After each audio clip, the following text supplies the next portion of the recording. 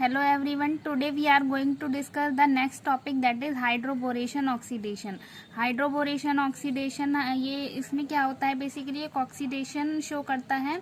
और hydroboration means मतलब borane के कंपाउंड, हम बोरोन का कंपाउंड यूज करेंगे, तो इसीलिए हम यहाँ पर हाइड्रोबोरेशन बोल रहे हैं इसको. ओके तो ये बहुत ही सिंपल टॉपिक है. ये जैम, नेट, गेट सबके लिए इम्पोर्टेंट है. गेट में भी इसका 2-3 बार बहुत ही सिंपल क्वेश्चन आया हुआ है. हम प्रीवियस ईयर क्वेश्चन भी देखेंगे, उससे पहले हम अपना टॉपिक देखेंगे कि किस तरीके के कॉन्सेप्ट हमें इसमें यूज करने हैं. ओके तो अब हम स्टार्ट करते हैं अपना topic, that is hydroboration oxidation. उसमें इसको हम इसमें क्या होता है, बेसिकली एडिशन ऑफ बोरेन और एल्काइल बोरेन टू एल्कीन और एल्काइन. इसमें हमें ये याद रखना है बेसिकली क्या होता है कि बोरोन के जो कंपाउंड होते हैं, जैसे BH3 होता है, हम ये क्या इनको ऐड करते हैं किसमें, एल्कीन में. ठीक है, और हमारा क्या बनता है, अल्कोहल्स जनरली फॉर्म होते हैं. तो उसी को हम क्या बोलते हैं, हाइड्रोबोरेशन ऑक्सीडेशन.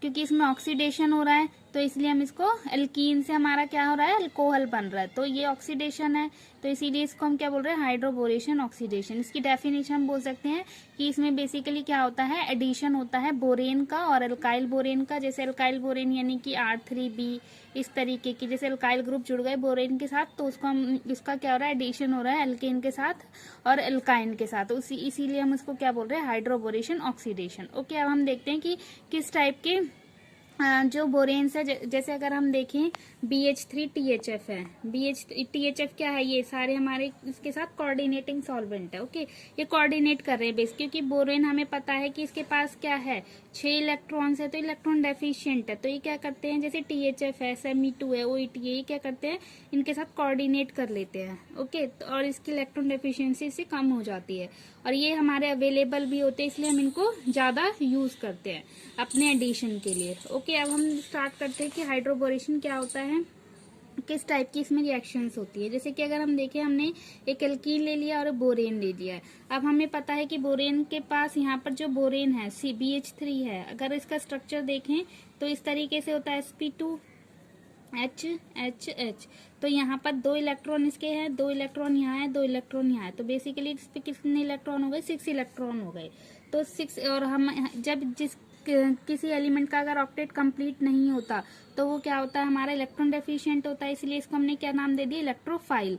और जो एल्कीन है उनके पास क्या होते हैं, पाई इलेक्ट्रॉन्स होते हैं, तो वो किसकी तरह बिहेव करते हैं, न्यूक्लियोफाइल की तरह. तो अगर हम देखें, हमें ये ध्यान रखना है कि इसका हम 3 इक्विवेलेंट ले रहे हैं और इसका बोरेन का 1 इक्विवेलेंट लेते हैं, तो हमारा बेस तो क्या हम बनता है, हमारा ट्राई एल्काइल बोरेन बनता है. अब हम देखते हैं किस तरीके से बनेगा. यहाँ पर हमारा क्या होगा कि ये इसके साथ इंटरेक्ट करके, जैसे कि अगर अभी इसका हम मैकेनिज्म देखेंगे कि बेसिकली किस तरीके से जुड़ता है. अभी हम यहाँ पर इतना देख लेते हैं कि BH2 और H ये इसके साथ एल्कीन के साथ जुड़ गए हैं. ये ऐसे भी जुड़ सकते हैं और इस तरीके से, या तो BH2 इस वाले कार्बन पे अगर हम इसको नंबरिंग दे दे 1 और 2, तो क्या हो सकता है कि इस 1 पे जुड़े बोरेन, 2 पे हाइड्रोजन, या फिर 1 पे हाइड्रोजन 2 पे बोरेन जुड़े. तो हमें ये ध्यान रखना होगा कि किस तरीके से कहाँ पे जुड़ेगा, ये हमारी स्टीरियो केमिस्ट्री में हमें पता चलेगा. अभी हम इतना देख रहे हैं कि दोनों पॉसिबिलिटी है, और दोनों पॉसिबिलिटी में ये वाला हमारा पॉसिबल है, ये नहीं है. ओके अब फिर हम इसी तरीके से, अभी हमने 1 इक्विवेलेंट लिया है, इसी तरीके से 2 इक्विवेलेंट लिया, 3 इक्विवेलेंट लिया, तो 3 इक्विवेलेंट के बाद हमारा क्या बन गया, ट्राई एल्काइल बोरेन बन गया. बेसिकली इस तरीके से हमारा हाइड्रोजन बोरेन और 3 वो क्योंकि बोरोन कितना बॉन्ड बनाता है, 3 बॉन्ड बनाता है, तो बेसिकली 3 जुड़ गए हैं और इसी को हम क्या बोल रहे हैं, ट्राई एल्काइल बोरेन बन गया. अब हम देखते हैं नेक्स्ट. तो अब हम देख रहे थे कि इसमें क्या होता है, बेसिकली BH3 है, BH3 को मैंने इस तरीके से लिख दिया HBH2, और एल्कीन के साथ ये एडिशन हो रहा है इसका, तो किस तरीके से हो सकता है, क्योंकि बोरोन इलेक्ट्रॉन डेफिशिएंट है यानी, तो ये न्यूक्लियोफाइल की तरह कर रहा है एल्कीन, अपने इलेक्ट्रॉन यहाँ पर इसको देगा, और इस तरीके से इसमें रिएक्शन मतलब कि एडिशन होता है, कि कंसर्टेड मैकेनिज्म होता है, ये यहाँ अटैक करता है और ये यहाँ अटैक करके जुड़ जाते हैं दोनों. या फिर हमारा ये हो सकता था कि BH2 को मैं इस कार्बन पे जोड़ सकते थे, लेकिन क्या होगा, इसमें दो फैक्टर्स डोमिनेट करते हैं। वो हम फैक्टर क्या क्या हो सकते हैं, एक होता है हमारा स्टेरिक फैक्टर होता है और एक होता है इलेक्ट्रॉनिक फैक्टर। यहाँ पर अगर हम देखें तो दो फैक्टर काम करते हैं, एक इलेक्ट्रॉनिक फैक्टर होता है और एक स्टेरिक फैक्टर होता है। अभी हम पहले ये देखते हैं कि किस तरीके से ये काम करते हैं। यहाँ पर अगर हम देखें तो हाइड्रोजन और बोरिन यहाँ ऐसे इस तरीके से जुड़ गए, और इसमें क्या होता है जब ये यहाँ अटैक करता है तो यहाँ पर डेल्टा पॉजिटिव चार्ज क्रिएट होता है, और क्योंकि यहाँ इलेक्ट्रॉन ये ले रहा है तो यहाँ पर डेल्टा नेगेटिव चार्ज क्रिएट होगा, और क्योंकि यहाँ इसकी इलेक्ट्रॉन डेंसिटी यहाँ से शिफ्ट हो रही है इसलिए यहाँ पर क्या आ जाएगा, डेल्टा पॉजिटिव चार्ज आएगा। और हमें पता है कि अगर इसको हम कार्बोकैटायन, क्योंकि डेल्टा पॉजिटिव चार्ज आ रहा है यानी कि हम इसको कार्बोकैटायन की तरह ट्रीट करते हैं, तो कार्बोकैटायन की स्टेबिलिटी का ऑर्डर हमें पता है कि टर्शरी ज्यादा स्टेबल होता है, then primary, then secondary, then primary. Okay, ये हमारा क्या होता है, ऑर्डर होता है कार्बोकैटायन की स्टेबिलिटी का। तो हमारा अगर सेकेंडरी और प्राइमरी बन रहा है तो यहाँ अगर हम यहाँ पर देखेंगे तो यहाँ पर हमारा जो कार्बोकैटायन बन रहा है वो हमारा प्राइमरी बन रहा है, ये हमारा प्राइमरी बन रहा है, यहाँ पर हमारा सेकेंडरी बन रहा है। और हमें पता है सेकेंडरी और प्राइमरी में सेकेंडरी ज्यादा स्टेबल होता है। तो इलेक्ट्रॉनिक फैक्टर यानी कि दो हम फैक्टर देख रहे थे, इलेक्ट्रॉनिक फैक्टर और स्टेरिक फैक्टर। तो इलेक्ट्रॉनिक फैक्टर के अकॉर्डिंग हमारा ये वाला डोमिनेट कर रहा है बजाय कि इसके, और दूसरा फैक्टर हमारा क्या है, स्टेरिक फैक्टर। कि जैसे कि दो ग्रुप्स है, बल्कि ग्रुप्स अगर हमारे पास में आ जाते तो वो हिंड्रेंस क्रिएट करते हैं, उसी को हम क्या करते हैं, अवॉइड करते हैं ताकि हमारा स्टेबल प्रोडक्ट बने। तो अगर हम यहाँ पर देखें ये BH2 है और ये कार्बन है, तो इसके पास कोई अल्काइल ग्रुप नहीं है, जबकि यहाँ पर अगर हम देखेंगे इस जहाँ से जिस कार्बन से ये बोरेन जुड़ रहा है उसी के पास एल्काइल ग्रुप है, यानी कि ये वाला ग्रुप और ये वाला ग्रुप क्या कर सकते हैं, रिपल्शन क्रिएट कर सकते हैं, यानी कि यहाँ पर स्टेरिक फैक्टर भी हमारा दूसरा डोमिनेट करता है। तो ये हम देखेंगे आगे, कहीं पे स्टेरिक फैक्टर डोमिनेट करेगा, कहीं पे इलेक्ट्रॉनिक फैक्टर डोमिनेट करेगा, तो हमें दोनों को ध्यान में रखना है। तो इसमें हमारा क्या आ रहा है, यहाँ पर इस वाले एग्जाम्पल में इलेक्ट्रॉनिक फैक्टर और स्टेरिक फैक्टर दोनों ही यहाँ पर क्या है, स्टेबल हो रहे हैं इस ट्रांजिशन स्टेट में। ये हमारी 4 मेंबर साइक्लिक ट्रांजिशन स्टेट बन रही है बेसिकली। तो वहां पर हम दोनों फैक्टर्स को देख रहे हैं कि ये वाला हमारा, इसीलिए ये ट्रांजिशन स्टेट क्या है, ज्यादा स्टेबल है बजाय कि इस वाले के। ओके, तो हमारा इसलिए ये वाला प्रोडक्ट प्रीफर करेगा बजाय कि इसके। अब हम देखते हैं कि कौन से, यहाँ पर मैंने मेंशन कर दिया है कि स्टेबिलिटी ऑफ ट्रांजिशन स्टेट पे ही डिपेंड करता है प्रोडक्ट की स्टेबिलिटी, और वो दोनों फैक्टर कौन से, electronic factor and steric factor. Electronic factor क्या है कि हमारा कार्बोकैटायन जो है, कैरेक्टर जो बन रहा है वो ज्यादा स्टेबल होना चाहिए, और दूसरा लेस हिंडर्ड जो बोरेन है, मतलब लेस हिंडर्ड पे ही, लेस हिंडर्ड कार्बन पर ही वो अटैक करेगा।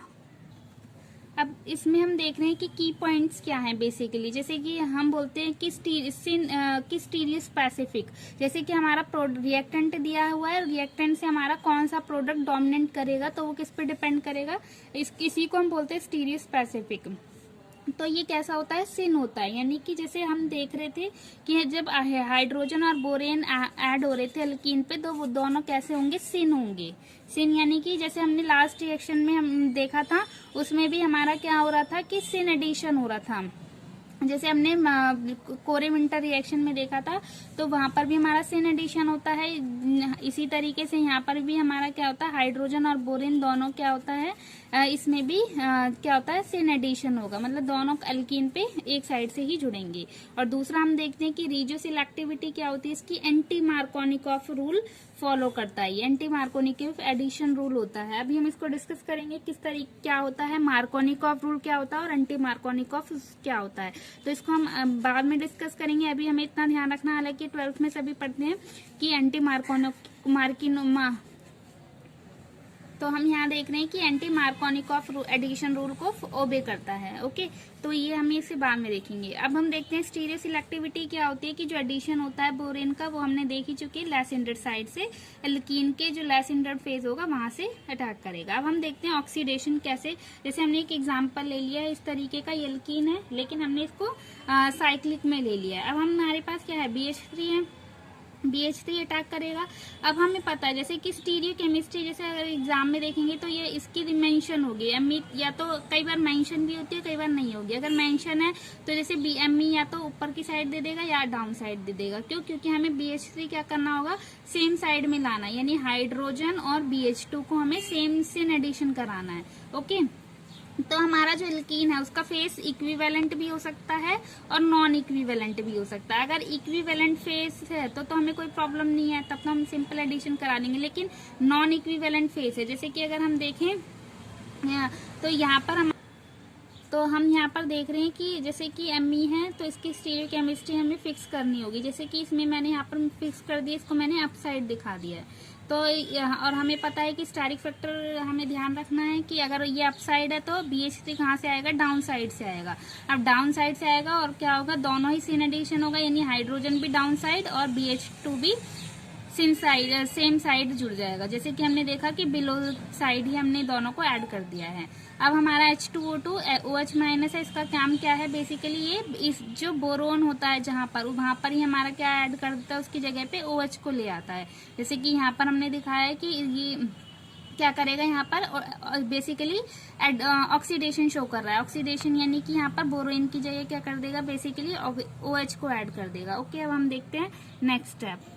तो हमारा यहाँ पर B की जगह बोरेन BH2 की जगह क्या आ गया, OH आ गया। तो हमने यहाँ पर दिखाया है कि उसकी सिर्फ बोरोन गया है और यहाँ पर OH है, यानी कि इसमें स्टीरियो में कोई चेंज नहीं आया, वो डाउन साइड था डाउन साइड ही। तो इसलिए इसको हम क्या बोल देते हैं, रिटेंशन। रिटेंशन मतलब कि सेम कन्फिग्रेशन, जो जैसे थी पहले वैसे ही है।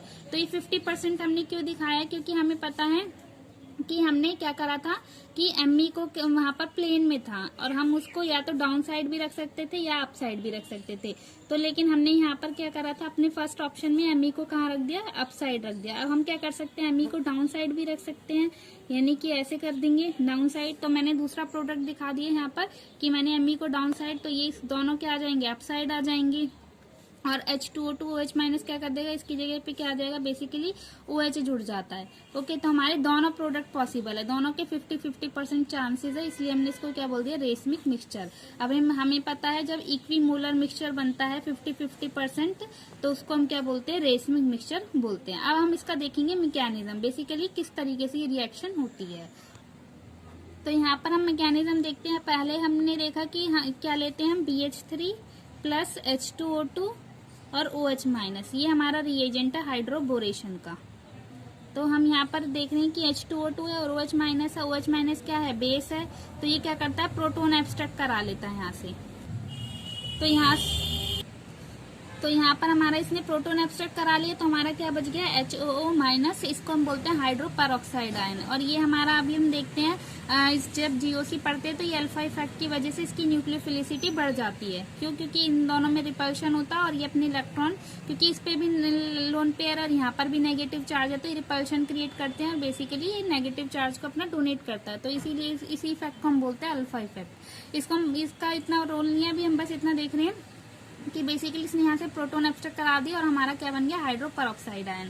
अब हमारे पास क्या है, बोरेन है, हमने यहाँ पर हाइड्रोजन की जगह क्या ले ली, 3 एल्काइल ग्रुप्स ले लिए। ओके, अब हमारा क्या है, ये HO माइनस है। हाँ, तो हमने देखा कि इसी को अल्फा इफेक्ट की वजह से इसकी क्या हो गई, न्यूक्लियोफिलिसिटी इंक्रीज हो गई।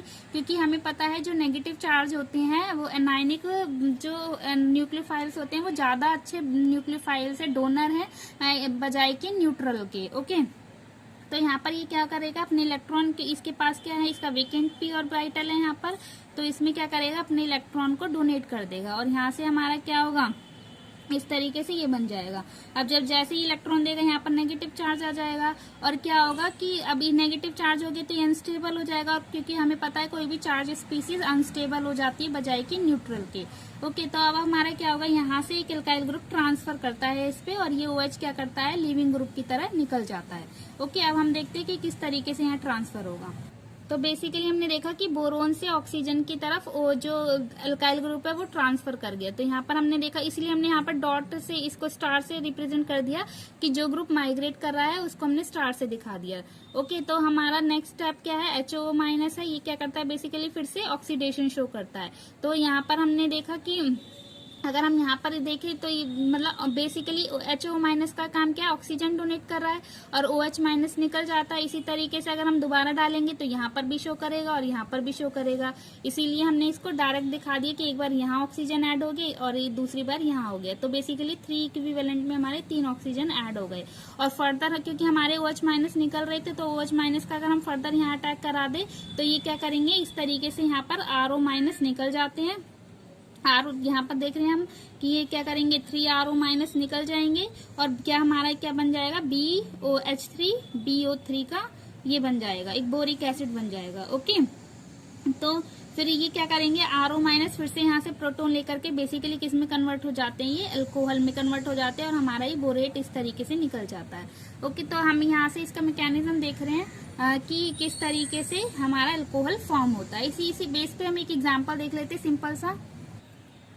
तो हम देखते हैं जैसे कि यहाँ पर ये जैसे हमने पीछे एग्जांपल लिया था सेम वही एग्जांपल है ये भी। यहाँ इसमें क्या है, हमने यहाँ पर स्टीरियो केमिस्ट्री फिक्स कर दी है, फिर से एमई अप साइड ले लिया है और दोनों का सीन एडिशन हो गया डाउन साइड में। और ये हमारा क्या कर रहा है बेसिकली, इसको हमने देखा था कि जहाँ बोरोन होता है उसका काम क्या होता है, वहीं पर ही OH को लेकर के। यहाँ पर हम देख रहे हैं कि OH लेकर के आएगा, या तो देखो हमने यहाँ पर एमई की स्टीरियो केमिस्ट्री या तो अप साइड हो सकता है या डाउन साइड होता है, तो मैंने दोनों प्रोडक्ट शो किए हैं क्योंकि ऑप्शन में हमारा कुछ भी हो सकता है, हमें ऑप्शन के अकॉर्डिंग जाना है। ओके, तो हम यहाँ पर ये या तो एमई अपसाइड होगा या फिर डाउन साइड होगा, यानी दोनों हमारे प्रोडक्ट फॉर्म हो सकते हैं।